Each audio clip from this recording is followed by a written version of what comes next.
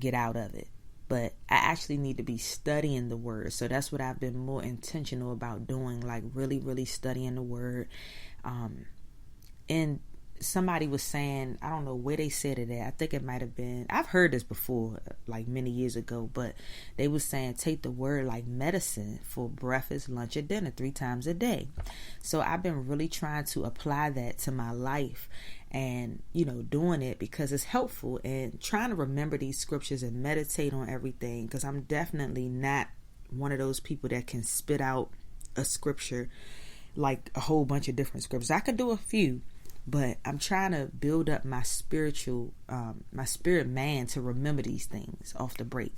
I'm trying to be more intentional about really meditating on the word, not just reading the whole chapter and not necessarily remembering the stuff that I read. So, of course, I have a few scriptures that I'm going to put in the show notes, but it comes from Genesis 28, and the verses are 10 through 15. I'm not going to read it because it's so long, but it's basically about how God blessed Abraham, and Abraham had his son Isaac, then Isaac had his 2 sons, Jacob and Esau, and how God had definitely given Abraham a promise that he wanted to bless him and all his descendants, and that he would have all these nations, and everything that God promised him was true, everything. And where the scriptures that I will put in the show notes picks up is where Jacob is beginning to see all of the blessings, like when he married Rebecca, and then they had their kids, or it's just really, really, really good for you to read, because it just shows you that because of Abraham's relationship with God, everybody else got blessed. So you don't know what your relationship with God is going to bring about for your children and their children and their children and their children.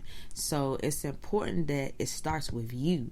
Your grandparents might have not really had a real relationship with God. Your great-great-grandparents might have just been doing religion. They didn't really have a relationship, but it's important to actually know God like a father, because he is your father. He's your heavenly father. So that's all of my time. I try to keep these short, but it's really, really good. Those scriptures that I mentioned, go back and read them when you have some time, and try to remember to have a relationship with God. That's more important than having a religionship.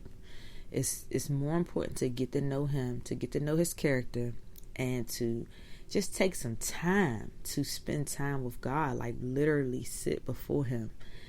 I've been doing that, and it's been helpful.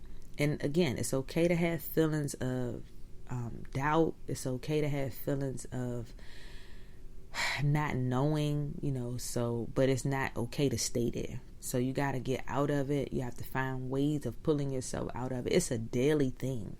Every day is not going to be good, but every day is not going to be bad either. So I hope that this blessed you all. I hope that you have a wonderful, fantastic rest of the week and weekend. And I love you all, and I'll talk to you guys soon. Thanks for listening.